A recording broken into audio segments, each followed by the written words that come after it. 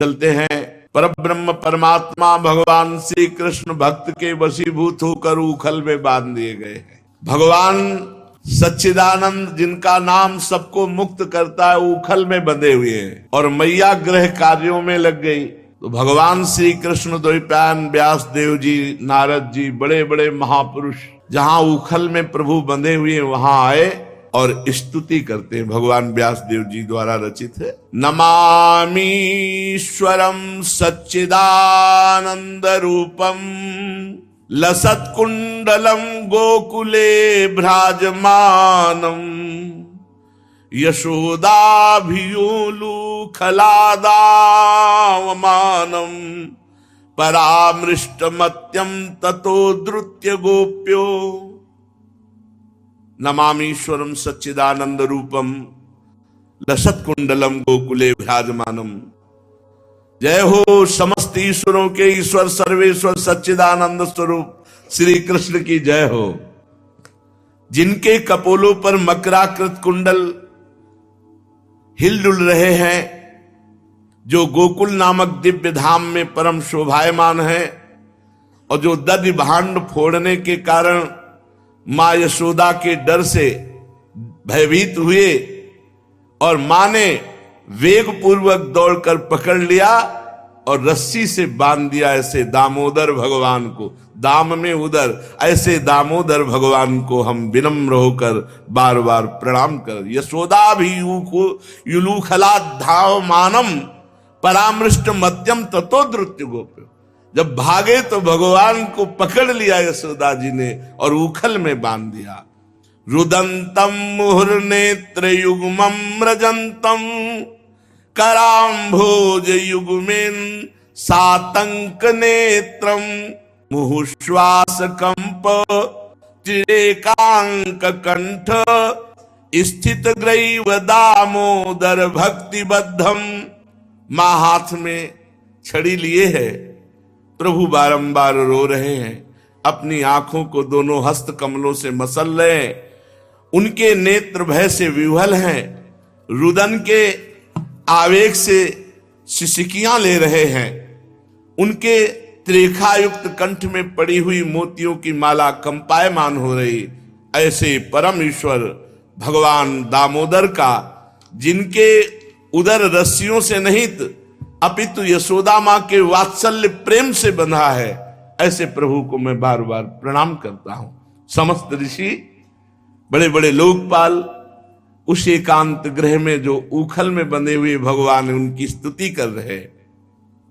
इति दक्षलीलाभिरानंद कुंडे स्वघोषम निमज्जन्तमाख्यापयन्तम् तदीयेसि तज्ञेषु भक्तैर्जितत्वं पुनः प्रेम तस्तं सतावृत्ति वंदे। ऐसी बाल लीला ये सब अपने प्रेमी गोकुल वासियों को आनंद सरोवर में डुबोने वाली है। अपने ईश्वर ज्ञान में मग्न अपने भावों के प्रति तथ्य प्रकाशित करते हैं कि प्रेमी जन उन्हें भयभीत भी कर सकते हैं, प्रेमी जन उन्हें बांध भी सकते हैं, प्रेमी जन उन्हें दंड भी दे सकते हैं। भगवान ये लीला दिखा रहे। अंतरंग प्रेमी भक्तों द्वारा इस अजित भगवान को जीता जा सकता है। हे भगवान दामोदर, मैं कोटि कोटि आपको प्रणाम करता हूं। वरम देव मोक्षम न मोक्षावधिम वा न चान्यम व्रणेहम वरे सादपीह इदम ते वपुरनाथ गोपाल बालम सदा में मनस्या विरस्ताम किमन्यई। हे प्रभु, यद्यपि आप हर प्रकार के वर देने में समर्थ हैं, तथापि मैं आपसे ना तो मोक्ष चाहता हूं, ना वैकुंठ का सुख चाहता हूं प्रभु, और न नवधा भक्ति द्वारा कोई अन्य वरदान चाहता हूं। नाथ, मेरी बस इतनी इच्छा है कि ये जो आपका बाल गोपाल रूप है, ये सदैव मेरे हृदय में स्फुरित रहे। इस वरदान से बढ़कर और किसी वरदान से हमारा क्या प्रयोजन। इदं ते मुखाम्भोजमत्यंत नीलैर् वृतं कुन्तलैः स्निग्धरक्तैश्च गोप्या मुहुश्चुम्बितं बिम्बरक्ताधरं मे मनस्या विरस्तामलं लक्षलाभैः। हे प्रभु, लालिमा युक्त कोमल श्याम वर्ण के घुंघराले बालों से घिरा हुआ आपका मुख कमल मैया यशोदा जी के द्वारा बार बार चुंबित हो रहा है। आपके ओठ बिंबा फल की भांति लाल हैं। आपके मुखमंडल का ये सुंदर दृश्य मेरे हृदय में सदा विराजित रहे। मुझे लाखों प्रकार के दूसरे लाभों की कोई आवश्यकता नहीं, इसलिए प्रभु मुझे और कुछ न देकर बस ये बाल गोपाल रूप मेरे हृदय में स्फुरित हो। नमो देव दामोदरानंत विष्णु प्रसीद प्रभो दुख जालाब्धिमग्नम कृपा दृष्टि वृष्ट्याति दीनम बतानु गृहाणे मामज्ञ मेध्यक्षि दृश्य।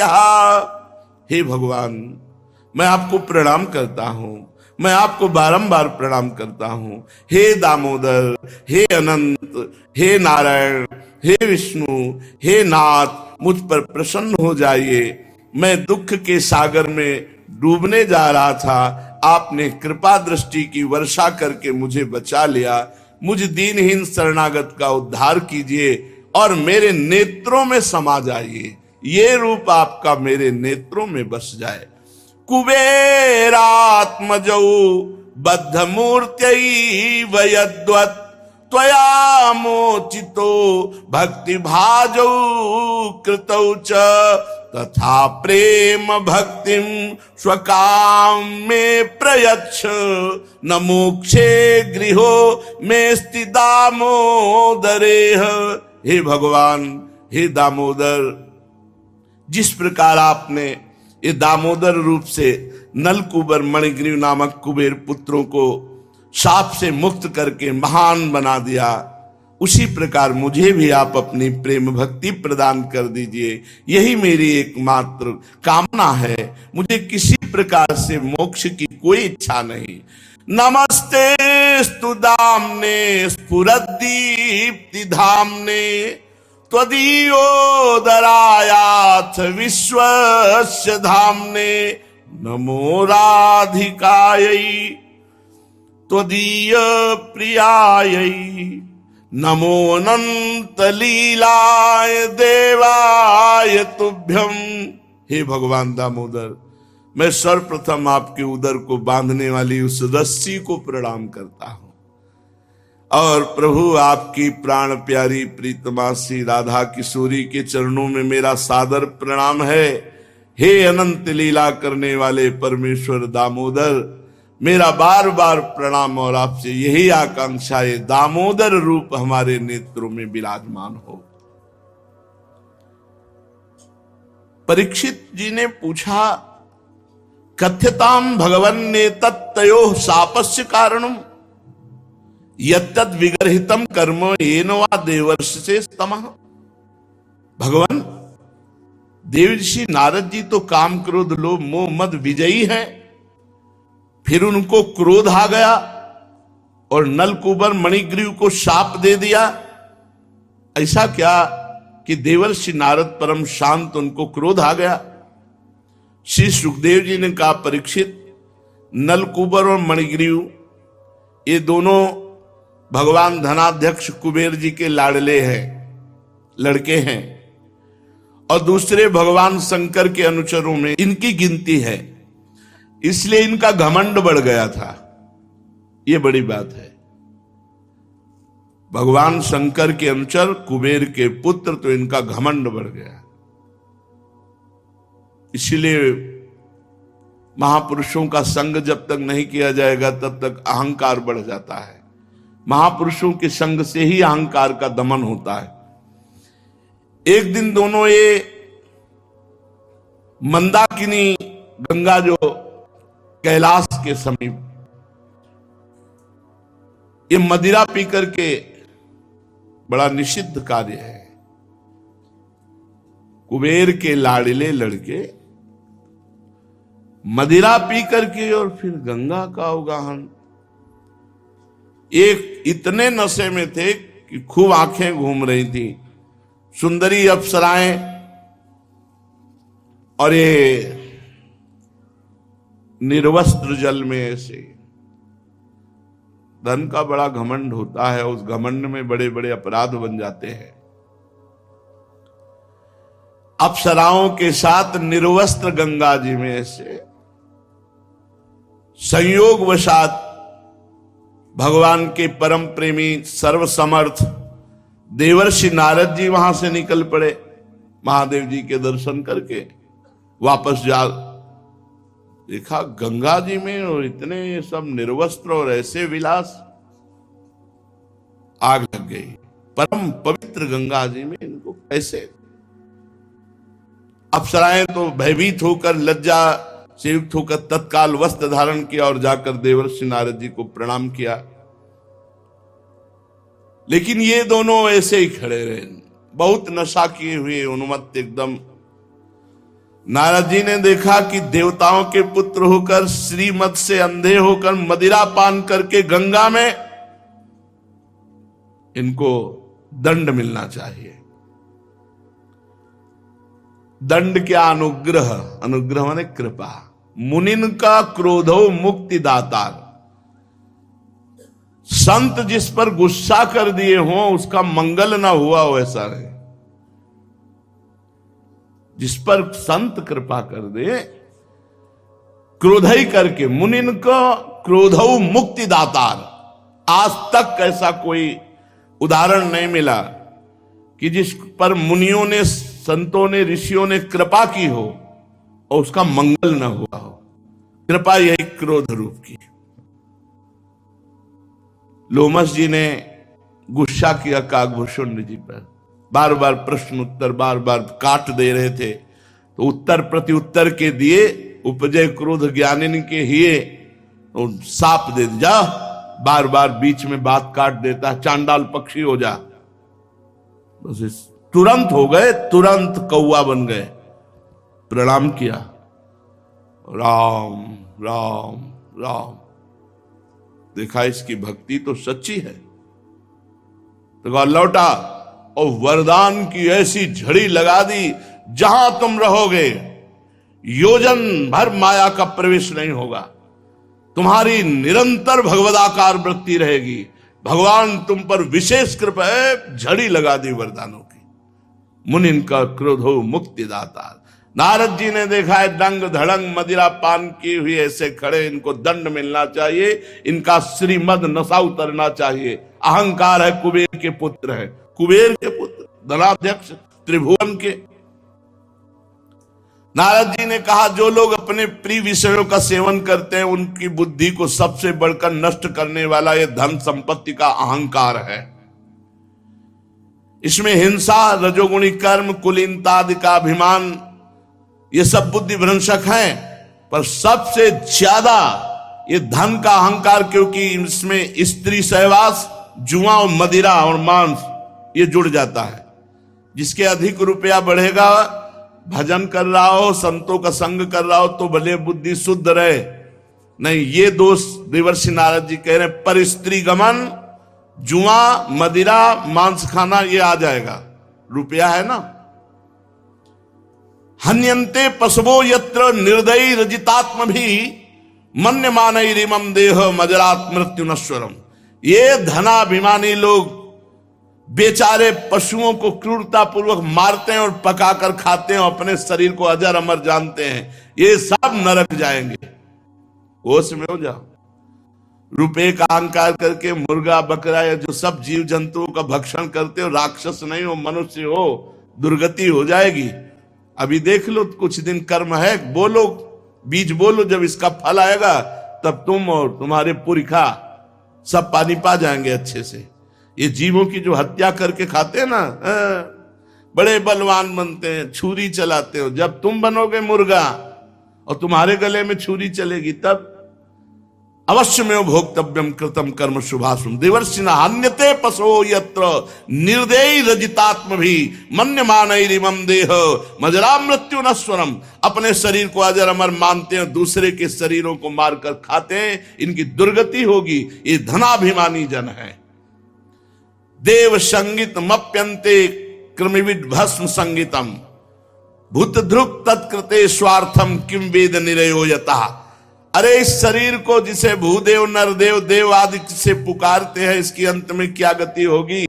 गाड़ दिया जाएगा तो कीड़े पड़ जाएंगे, बाहर फेंक दिया जाएगा तो पक्षी खाकर विष्ठा बना देंगे, और अगर जला दिया गया तो राख का ढेर हो जाएगा। इस शरीर के लिए दूसरे पशुओं की हत्या करते हो, द्रोह करते हो।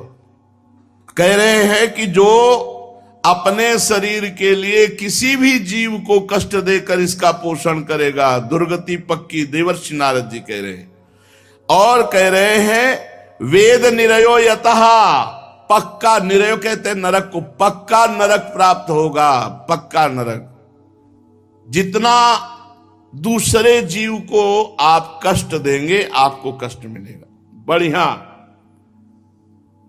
बढ़िया गाड़ी में जा रहे हैं और पहले तार वही बस्ट हुआ जिससे शीशा खुलते हैं, गेट खुलता है, अब वहीं भूंज रहे हो उसी का। सब बाहर से देख रहे हैं लोग, अंदर आग में आप आनंद ले रहे हो। वही है जो मुर्गा मुर्गी भूंजे हैं। बहुत होश में रहो, यहां जो कर्म करोगे उसका भोग भोगना पड़ेगा, पक्का भोगना पड़ेगा। बताओ तो सही, ये शरीर किसकी संपत्ति है? अन्न देकर पालने वाले की, गर्भाधान करने वाले पिता की, 9 महीने पेट में रखने वाली माता की, कि या माता को भी पैदा करने वाले नाना नानी की? किसकी संपत्ति है ये शरीर? अरे शरीर किसी की संपत्ति नहीं है। आग का आहार बनेगी, जाके राख बन जाएगी, पशु पक्षी खाएंगे, बाहर फेंक दे, विष्ठा बन जाएगी, गाड़ दिए जाएंगे तो कीड़ा बन जाएगी। ये कुछ नहीं है। शरीर पर राग करके पाप मत करो। ये शरीर एक साधारण वस्तु प्रकृति से पैदा होती है, प्रकृति में समा जाती है। अरे मूर्खो, ये पशुवत बुद्धि छोड़ो। दूसरों का मांस खाना, शराब पीना, व्यभिचार करना, ये तुम्हें नष्ट कर देगा। जो बुद्धिमान पुरुष है वो कभी किसी दूसरे को कष्ट नहीं पहुंचाता। दूसरों को दुख देने से बढ़कर पाप नहीं, ध्यान रखना। अगर दूसरों किसी भी जीव को कष्ट देते हो, कैसा कैसा स्वभाव बन गया है। जीव वो तड़प रहा है, जिंदा उसके पैर बांधे उसमें, जैसे एक लोहे का पोला ऐसे पैर, और नीचे से आग लगा, वो धीरे धीरे जल करके मर रहा। ऐसे धीरे धीरे आराम से गाड़ी में जलोगे प्यारे। और जैसे नहीं खच खच काट दिए, तो अब जा रही आगे लदी हुई सरिया का ट्रक, समझे? गाड़ी आपकी इधर पीछे से ट्रक का बिल्कुल खच खच, सब व्यवस्था भगवान के पास है। अवश्य में वो भोक्तव्यम कृतम कर्म शुभाशुभम। आज हम सीधे साधे दिखाई दे रहे, कल पाप किया तो उसका फल भोगना पड़ेगा। जो पुरानी खेती है उसका खाना पड़ेगा तुमको। इसलिए बहुत सावधान। देवर्षि नारद जी कह रहे, जो इस शरीर को अपना आत्मा मानकर दूसरों को कष्ट पहुंचाएगा, उसके प्राण लेगा, उसको महान दुर्गति भोगनी पड़ेगी। ये धन के अहंकार से युक्त हो चुके हैं, इनको दरिद्रता का अंजन लगाना पड़ेगा। क्योंकि दरिद्र प्राणी कभी किसी दूसरे को कष्ट नहीं पहुंचाता। जिसके शरीर में एक कांटा गड़ जाता है, वो कांटा की पीड़ा को जानता है, फिर वो दूसरे प्राणी को क्यों कष्ट देगा? एक कांटा गड़ के छोड़ो, देखो कैसा लगता है, कैसे जीवों का। राधा राधा राधा। किसी भी प्राणी को कष्ट देना ये मनुष्य का कर्तव्य नहीं है। जो दूसरों को कष्ट देगा उसे कई गुना बढ़कर के कष्ट मिलेगा। जैसे जैसे तुम बर्ताव करते हो वैसे ही तुम्हें भोगना पड़ेगा, वैसे ही भोगना पड़ेगा। दरिद्र में अहंकार नहीं होता, हेकड़ी नहीं होती। दरिद्र आदमी सब अहंकारों से बच जाता है और अगर कहीं उसे संत समागम मिल गया तो बहुत बढ़िया तपस्या आदि करके भजन करके भगवत प्राप्ति हो जाती है। ये जो अहंकारी लोग हैं बहुत पाप करते हैं, बहुत पाप। ये दिन भर पाप ही सोचा करते, क्योंकि इनको मौज चाहिए ना, तो पाप ही सोचते रहते हैं। जिन महात्माओं का चित्त सबके लिए उदारता पूर्वक है, वो ज्यादातर दैन्य को ही कृपा करते। दैन्य, जो दैन्य अहंकारिक नहीं। इसलिए भगवत रसिक जी ने लिखा है कि सबसे हमारी मित्रता है, सबके चरणों में हम झुक रहे हैं, लेकिन इस देहाभिमानी जो अहंकारी, इनसे बहुत दूरी, जो धनाभिमानी, इनसे बहुत दूरी। भूत भविष्य लोक में भये हुए हरि प्यारे, 300 व्यवहार हमारो अभिमानिन ते न्यारे। ये धनी पुरुषों की चाटुकारिता नहीं करनी चाहिए। नहीं, भूत भविष्य लोक में जो भये हरि प्यारे, सबके हम दास हैं, सबकी सेवा, लेकिन धनाभिमानियों की नहीं, धनाभिमानियों से नहीं। अगर आप हमारे सामने 10 रुपए रखते हो तो मैं जानता हूं श्री जी ने भेजा है। हम आपको नहीं जानते, दोबारा मिलोगे तुम राधे श्याम तुमसे नहीं करेंगे। एक बार एक अपने प्रियजन को बताया था, ये जिंदगी भर रबड़ी खवाओ, लेकिन हम यही जानते विश्वम्भर भगवान के द्वारा आप भेजे गए हैं, इसलिए ऐसा हम आपका एहसान कभी नहीं मानेंगे। और यहाँ कई बार कह चुके हैं कि जिसको लगता हो राधा केल कुंज हमसे चलते, तुम्हें कसम भगवान की यहाँ चवन्नी मत चढ़ाना। यहाँ भगवान से ही चलता है, भगवान के ही आश्रित है। और एक भी धनी ऐसा नहीं है, एक भी ऐसा। असत कर्म के द्वारा कमाई करने वाले धनियों के दान से बचो। चैन से नमक रोटी खा के राधा राधा बोलने की भावना रखो। रबड़ी रसगुल्ला खाओगे तो माथे से निकलेगा पक्का, वो उसके ईंट मारेगा, वो उसके डंडा मारेगा। ये है, हम प्रत्यक्ष की देखी हुई बात कह रहे। तो नारद जी कह रहे, दुर्गुणों के खजाना, दुराचारियों की जीविका चलाने वाले धन के अभिमानियों को दूर से इनकी उपेक्षा करो। इनको लगे कि सर्वत्र रुपए का जूता मारकर झुका लेते हैं, लेकिन एक स्थान है साधु महात्माओं का, जहां नहीं चलता। ए उठा, हमें नहीं जरूरत है, जा। सामने तो गुरुदेव भगवान के ऐसे कोई कर नहीं सकता। वो दर्शन करने गए थे, हम भी दर्शन करने गए थे, लौट के आए, सिलेंडर, चूल्हा, कुकर, कितनी चीजें ऐसे, सब पूरी व्यवस्था। क्योंकि गुरुदेव भगवान आज भी अपनी श्री जी का भोग अपने कर कमल से, गाय के गोबर के कंडे और लकड़ी से आज भी बनाते हैं, अपने कर कमल से। अस्वस्थ होंगे तो उपवास कर लेंगे, रोटी नहीं पाएंगे। स्वस्थ होंगे तो अपने कर कमल से बना के भोग लगाया, फिर पाया। जो हमारे दो का किसने रखा, हमें नहीं महाराज जी पता। सच्ची तो बोले उठाओ परिक्रमा मार्ग में रखे। सब परिक्रमा मार्ग में रख। थोड़ी देर में देखा, इधर उधर वालों ने देखा कि नया सिलेंडर, नया चूल्हा, नया सब। ये है साधु महात्माओं का। हाँ, घर फूक तमाशा देख। यहाँ थोड़ी कितनी कीमती चीज है, बिल्कुल परिक्रमा मार्ग में रखो। कई चीजें ऐसी परिक्रमा मार्ग में गुरु जी। एक भगत शिष्य महाराज जी के बोले, वृंदावन में जितने संत सबकी कुटिया में जाकर के सब निरपेक्ष, बिल्कुल निरपेक्ष। सदगुरुदेव भगवान बिल्कुल निरपेक्षता की मूर्ति। जो भगवत प्राप्त महापुरुष के लक्षण हैं, वो सारे के सारे सदगुरुदेव भगवान के चरणों में प्रकाशित है। सारे के सारे वो सब जो कि संत महापुरुषों का बाहर भी संग किया, गंगा किनारे, पूरे के पूरे। नारद जी कह रहे हैं, जब तुम भगवान की शरण में हो, महात्मा हो, भगवत चरणारविंदों का मकरंद रस पीने वाले, इन दुर्गुणों के खजाने, दुराचारी की जीविका चलाने वाले, धन के अभिमानी दुष्टों की फिर चाटुकारिता की क्या आवश्यकता है? इनके पीछे पीछे डोलने की क्या आवश्यकता है? तदहम मत्तयोर माध्या वारुणया श्रीमदांधयो। देखो ना इनको, कुबेर के पुत्र हैं, मदिरा पीकर गंगा में खड़े, और कैसे खड़े? निर्वस्त्र खड़े। तमो मदम हरिष्यामि स्त्रैणयोर अजितात्मनो। आज मैं इंद्रियों के अधीन रहने वाले स्त्री लंपट, आज इनका नशा उतार दूंगा, आज इनको मैं ठीक करूंगा, इनके अहंकार को चूर चूर करूंगा। देखो तो सही, यदिमौ लोकपालस्य पुत्रो भूत्वा तमाप्लुतौ परम पवित्र भगवान कुबेर के पुत्र होकर मदिरा पान करते हैं, अप्सराओं के साथ वस्त्रहीन होकर गंगा में खेल करते हैं, नंग धड़ंग ना विवास समात्मानम, एक भी वस्त्र शरीर में नहीं, विजानीता सुदुर्मदऊ, ये बिल्कुल दुष्टता को प्राप्त हो गए। जाओ मैं साप देता हूं, वृक्ष योनि को प्राप्त हो जाओ। वृक्ष योनि हो जाने पर जब सर्दी गर्मी धूप बरसात सब सहोगे ना, तब तुम्हें पता चलेगा। देवताओं के 100 वर्ष तक, देवताओं के 100 वर्ष, अब तो उनका नशा उतर गया। भागे और देवर्षि नारद जी के चरणों में गिरे, कहा प्रभु मेरा उद्धार भी तो बता दो कैसे होगा, हे नाथ दया करो। बहुत चरणों में गिड़गिड़ाए। संतों का हृदय बहुत करुणा में होता है।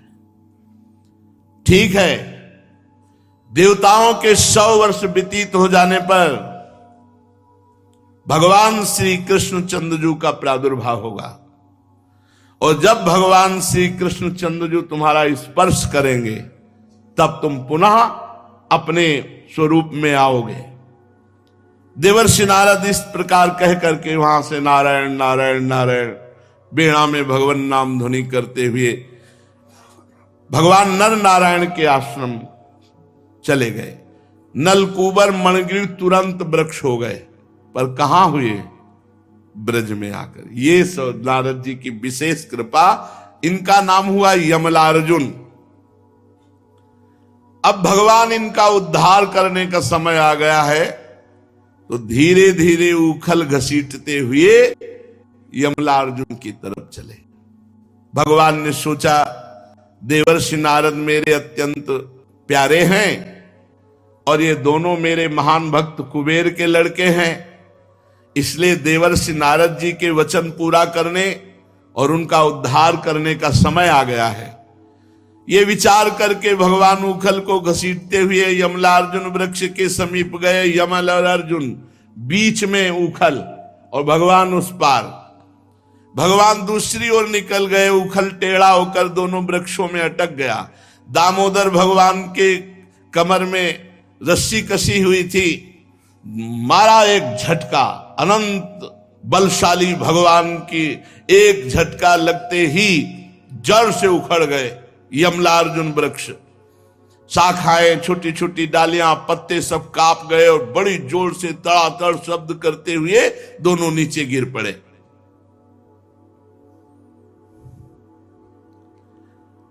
भगवान अपनी कृपा दृष्टि से भी तो मुक्त कर सकते थे, पर वृक्षों के पास जाकर जो भगवान ने उखल अड़ा करके ये कृपा विशेष की, क्या उनका स्पर्श पड़ा। भगवान कृपा दृष्टि से भी मुक्त कर सकते थे, संकल्प से भी मुक्त कर सकते। भगवान उनको स्पर्श प्रदान किया। भगवान श्री कृष्ण का स्पर्श प्राप्त हुआ। वृक्षों के तड़ातड़ शब्द से पूरा ब्रजमंडल कांप गया और 2 तेजस्वी पुरुष प्रकट हुए। सारा पाप नष्ट हो चुका था। उनके तेज से दिशाएं दमक उठी। संपूर्ण लोकों के स्वामी भगवान श्री कृष्ण के चरणों में साष्टांग लौट गए और हाथ जोड़ करके दोनों स्तुति करने लगे। कृष्ण कृष्ण महायोगिस त्वमाद्यः पुरुषः परः व्यक्त्या व्यक्तमिदं विश्वं रूपं ते ब्राह्मणा विदुः त्वमेकः सर्वभूतानां देहा स्वात्मेन्द्रियेश्वरः त्वमेव कालो भगवान् विष्णुरव्यय ईश्वरः त्वं महान् प्रकृतिः सूक्ष्मा रजः सत्त्वतमो मयि त्वमेव पुरुषोऽध्यक्षः सर्वक्षेत्र विकारवित्। हे कृष्ण सच्चिदानंदमय श्री कृष्ण, सबको अपनी ओर आकर्षित करने वाले योगेश्वर श्री कृष्ण, आपको नमस्कार है। आप प्रकृति से अतीत स्वयं पुरुषोत्तम हैं।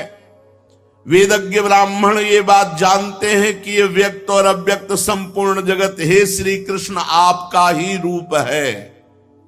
आप ही समस्त प्राणियों के शरीर बने हैं, प्राण बने हैं, अंतःकरण बने हैं, इंद्रिया बने हैं और इनके स्वामी भी आप ही हैं।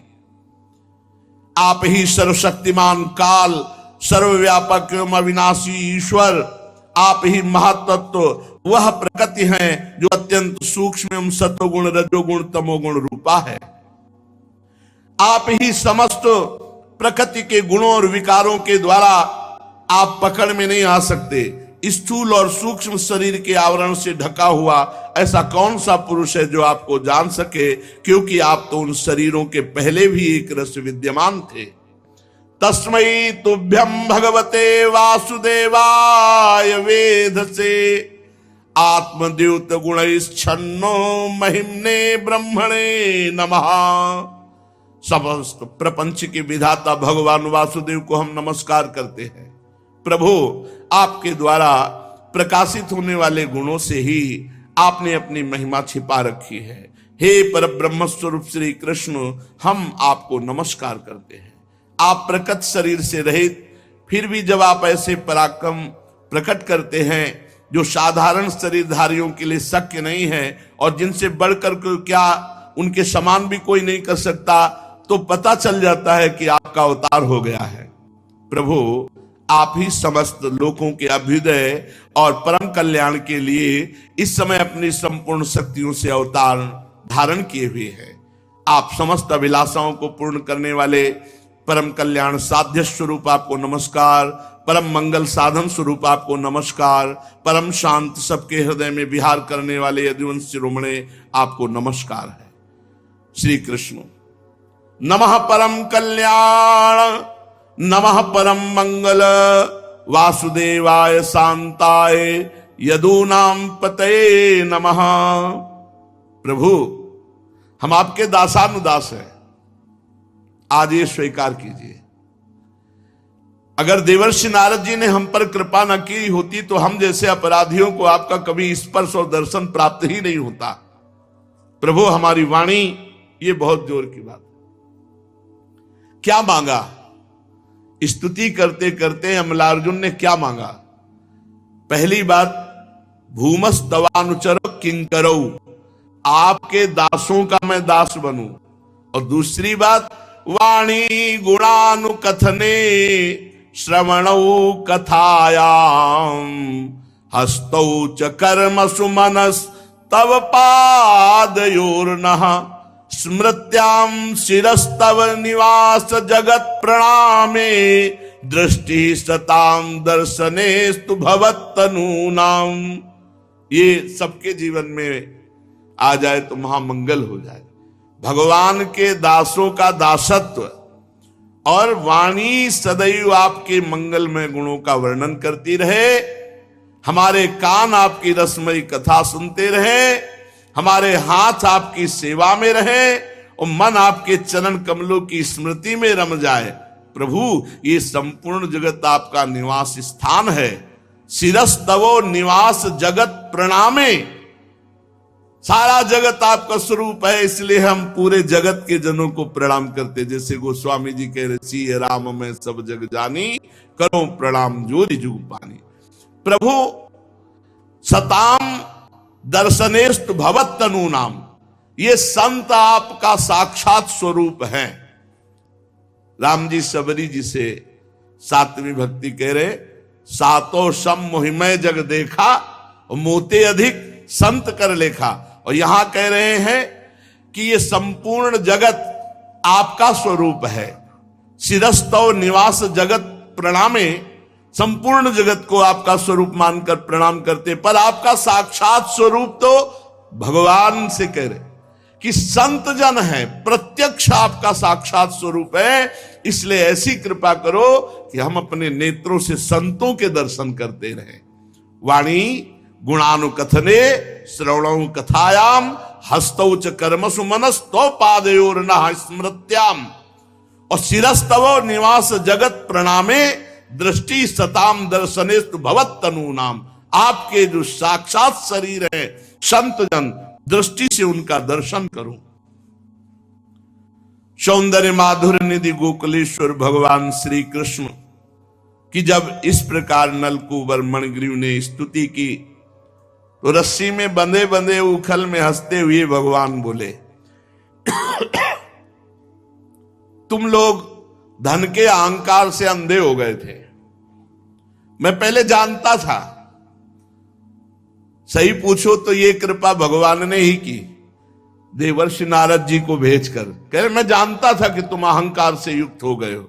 और सुनो राम कर सहज स्वभाव जन अभिमान न हो। भगवान को अभिमान अच्छा नहीं लगता, और कहीं उनके जनों में हो तब तो फौरन ऑपरेशन शुरू हो जाएगा। तो डॉक्टर भेजा देवर्षि नारद जी को, ऑपरेशन कर दिया। परम कारुणिक देवर्षि नारद ने साप दे करके तुम पर बड़ी कृपा की। देखो संतों का साप भी कृपा होता है। जिनकी बुद्धि समदर्शिनी है, हृदय पूर्ण रूप से मेरे प्रति समर्पित है, उन संतों का दर्शन हो जाए तो इस जीव का निश्चित उद्धार होगा। महत्संगस्तु दुर्लभो अगम्यो अमोघश्च। जैसे सूर्योदय होने के पहले ही अंधकार नष्ट हो जाता है, ऐसे ही संत दर्शन जहां हुए तो अज्ञान अंधकार नष्ट हुआ, भगवत साक्षात्कार हो गया। इसलिए नलकूबर मणिग्रीव, तुम लोग मेरे परायण होकर अपने अपने स्थान को जाओ। अब तुम लोगों को हमारा दर्शन हो गया है, अब तुम संसार चक्र में नहीं पड़ोगे। मेरी अनन्य भक्ति तुम्हारे हृदय में जागृत हो जाएगी। जब भगवान इस प्रकार उन दोनों को कहा, उन दोनों ने भगवान की 4 परिक्रमा की और बार बार प्रणाम किया और अंतर्धान हो गए। ऊखल में बंधे हुए सर्वज्ञ भगवान, पूरा ब्रज में वो शब्द गया था, तड़तड़ाहट का वृक्ष का, भागे सब उस आवाज की तरफ। और जब ये पता चला मैया को कि ऊखल सहित लाला नहीं है घर में, अरे तो पूछो, भारी व्याकुलता। हाय मैंने ऐसा क्यों किया, क्यों उसे बांध दिया। वो तो उखल ही से, उखल में बांधा था, कहीं जाएगा नहीं, उखल ही सहित ले गया। अब तो और मैया व्याकुल। बाबा दौड़ करके सब ब्रजवासी वहां गए। ऐसा लगा कि जैसे बिजली गिर गई हो। सबके सब भयभीत होकर उधर गए तो देखा विशाल वृक्ष, बहुत समय से, अब देवताओं के 100 दिव्य वर्ष से वो खड़े थे, तो कितने बड़े होंगे। यमलार्जुन के वृक्ष जड़ से उखड़े पड़े थे। वहां पहुंचने पर अर्जुन वृक्ष गिरे हुए, उनके बीच में उखल में बंधे हुए श्री कृष्ण, और स्पष्ट कारण दिखाई दे रहा, दोनों उखल के किनारे फंसे हुए हैं वृक्ष में, और बीच में श्री कृष्ण। लेकिन कोई सोच भी नहीं सकता है कि श्री कृष्ण ने वृक्षों को उखाड़ा है। ये सब सोच रहे कि ऐसी घटना कैसे हुई, ना तूफान चला ना आंधी चली, और ये दोनों वृक्ष कैसे जड़ से उखड़ गए। तो वहां जब उखल घसीट के ला रहे थे तो कुछ बालक देख रहे थे, पूरी लीला देखी। बालकों ने कहा बाबा हम बताएं, ये जो दोनों वृक्ष गिरे कन्हैया ने गिराया है, ये कन्हैया का काम है। दोनों वृक्षों के बीच में इसने उखल फंसाया, और जब उखल फंस गया तो ऐसा झटका मारा कि दोनों वृक्ष उखड़ गए। और हमने इन 2 वृक्षों में से 2 दिव्य पुरुष निकलते हुए देखे जो बहुत चमक रहे थे। और बाबा वो बार बार इनकी दंडवत कर रहे थे, प्रार्थना कर रहे थे, कह रहे थे भगवान भगवान, ऐसा कह रहे थे। चल गोप बालको, इतना छोटा कन्हैया इतने बड़े बड़े वृक्ष उखाड़ देगा। अरे एक नन्हा सा बच्चा जो घास उखाड़ नहीं सकता है, वो वृक्षों को उखाड़ देगा, संभव नहीं है। पर कुछ वयोवृद्धों ने कहा बाबा पूतना की छाती में यही था, छकड़ा में लात इसी ने मारा था, बालकों ने भी बताया था, आप माने नहीं। हो सकता है श्री कृष्ण में ऐसी कोई यौगिक सिद्धि हो जिससे ऐसा किया हो। अरे नंद बाबा ने कहा तुम सब क्या बक रहे हो, मेरा बच्चा, दौड़ वात्सल्य दौड़ के गए और बाबा ने रस्सी की गांठ उखल से खोली, छाती से लगाया, और यशोदा मैया से डांट कर कहने लगे तुम्हें क्या सूझ गया है, लाला को ऐसे उखल में बांधना चाहिए, रस्सी में बांधना चाहिए, क्या कमी अपने घर में अगर माट फोड़ दिया दही। अब मैया तो आंसू बह रहे हैं कि गलती हो गई, लाला को कष्ट से बचा लिया हमारे भगवान नारायण ने, नहीं कहीं वृक्ष के नीचे दब जाता, ये नहीं पता साक्षात नारायण का अंशी ये श्री कृष्ण है। सर्वशक्तिमान भगवान को गोद में उठा लिया बाबा और मैया ने बड़ा दुलार करते हुए ले गए। फिर अभिषेक आदि करके विप्रों को बुलाया, दान पुण्य किया। कभी कभी गोपी भी स्तोभितो नृत्यत भगवान बालवत क्वचित उद्गायति क्वचिन मुग्धस तद्वशो दारुयंत्रवत। कभी कभी गोपियां बुला लेती, 8-10 खड़ी हो गई, तालियां बजाए, नाच लाला, नाच के दिखा, ये नाच रहे श्री कृष्णचंद्र। कभी कभी भोले अनजान बालकों की तरफ खड़े हो जाते, एक गा, तू कुछ गा के सुना, गाने लगते। आहा, उद्गायति क्वचिन मुग्धस तद वशो दारुयंत्रवत, गोपियों के हाथ के कठपुतली। और वैसे क्या कहा गया है, उमा दारू जोशित की नाई, सब ही नचावत राम गोसाई। और ये यहां स्वयं दारुयंत्रवत, गोपियों के हाथ की कठपुतली, जैसा गोपी चाहे वैसे नचावे। कभी कोई गोपी कहती, ए लाला वो बैठने का पीढ़ा तो लाना, तो सर पर पीढ़ा लग कर। दूसरी कहती, तौलने वाला बटखेरा उठा लाना, बांट उठा के दे। कोई कहती, मेरी खड़ाऊ ले आना, पादुका माथे पे रख के ला रहे। अपने प्रेमी भक्तों की सेवकाई करते हैं। कभी कभी गोपी कहती, लाला पहलवान कैसे होते हैं, तो वैसे अकड़ में खड़े हो गए, ताल ठोकते, भुजा ठोकते, ऐसे साधारण बालकों की तरह। सर्वशक्तिमान भगवान बाल लीलाओं से ब्रजवासियों को आनंदित करते। संसार में जो भगवान के रहस्य को जानने वाले हैं उनको ये दिखाते कि देखो मैं ईश्वरों का ईश्वर होकर अपने भक्तों के, अपने सेवकों के वश में हूं। यमलार्जुन वृक्ष को तोड़ने वाले भगवान खेलते खेलते यमुना तट पर पहुंच जाते, वहां खेलने लगते।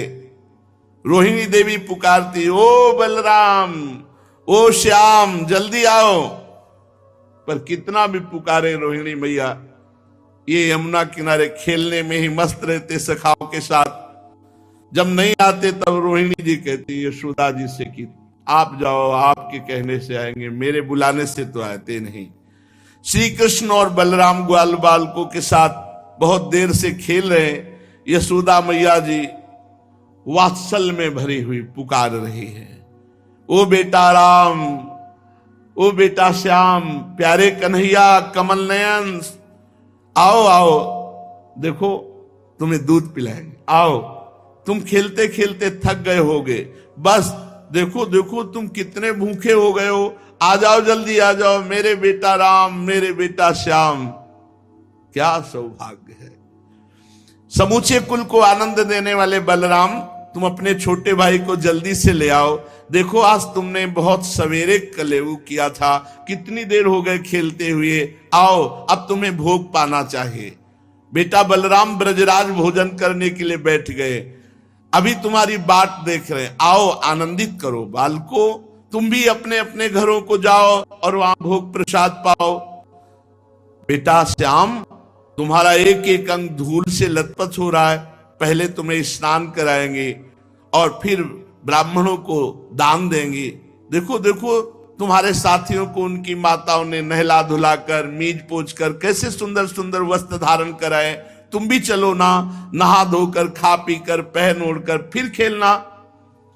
यशोदा मैया की प्रेम भरी बातें सुनकर चराचर जगत के शिरोमणि भगवान दौड़ पड़ते। बलराम जी हाथ पकड़े हुए हैं और घर की तरफ आते।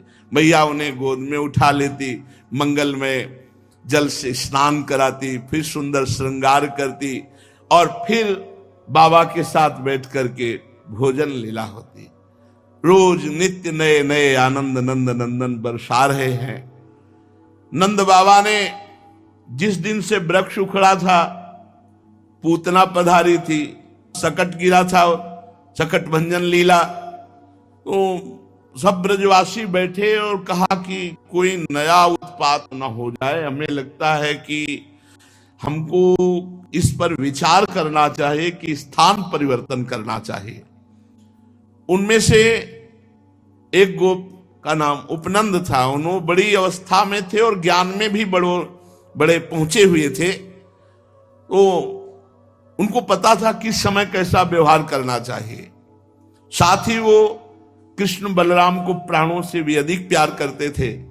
उनके भी हृदय में था कोई स्थान परिवर्तन किया जाए, नहीं कोई अमंगल न हो जाए यहां महावन में। तो उनका भाइयों यहां बड़े बड़े उत्पात हो रहे हैं जो श्याम और बलराम और हम ब्रजवासियों के लिए भी अनिष्टकारी है। यदि हम गोकुल और गोकुल वासियों का भला चाहते हैं तो अब यहां नहीं टिकना चाहिए।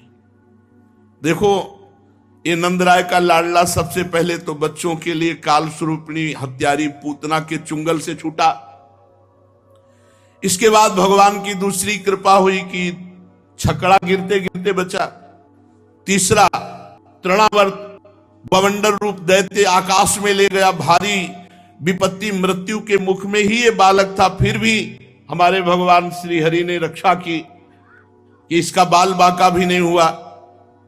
इसलिए अब हमें लगता है, देखो अभी दो भयानक वृक्ष गिरे, हमें लगता है कि गोकुल में कोई अनिष्ट ना हो जाए, इसलिए हमको यहां से अन्यत्र चलना चाहिए। तो ये हुआ कि अन्यत्र कहां चलना चाहिए?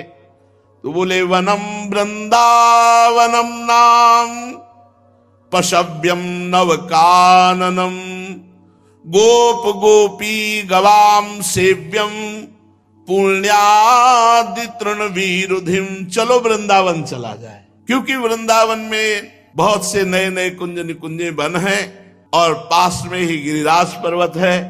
बड़ा वहां पवित्र झरने झर रहे हैं, पशुओं के लिए घास, हरी भरी लता वनस्पति, गोप गोपी गौओं के लिए वृंदावन सबसे सुविधाजनक रहेगा। यदि आप लोगों को बात जचती हो तो हाँ बोलिए। सब गोपों ने एक साथ में हाँ कह दिया। गोष्ठ वृंदावन, जो गोपी वृंदावन से जुड़ा हुआ, जहां भगवान अपनी बछड़ों को, गौओं को चराते, भगवान का सखाओं के साथ जो विहार है गोष्ठ वृंदावन, गोपियों के साथ जो विहार है गोपी वृंदावन। ये नवनिवृत्त निकुंज वाटी श्री किशोरी जी का नित्य महल है। यहाँ की जो लीला है वो सहचरियों के साथ है। और गिरिराज जी में जो गिरिराज जी का जो प्रांगण है ये गोपी लीला, और जो नंदगांव, बरसाना, गोकुल, ये महावन, ये सब गोष्ठ वृंदावन है जहां प्रभु अपने सखाओं के साथ गौवें चराने जाते। ये महारानी जी का नित्य नवनिवृत्त निकुंज वृंदावन है। 3 वृंदावन श्रीपाद प्रबोधानंद जी ने वर्णन किए, गोष्ठ वृंदावन, गोपी वृंदावन और नवनिवृत्त निकुंज वृंदावन। उपनंद की बात सुनकर सभी गोपों ने एक ही स्वर में कहा, हाँ हाँ ठीक है, हम सब वृंदावन चलते हैं। तैयारी हो रही वृंदावन चलने की। शेष चर्चा आगे। श्री राधा वल्लभ लाल की जय।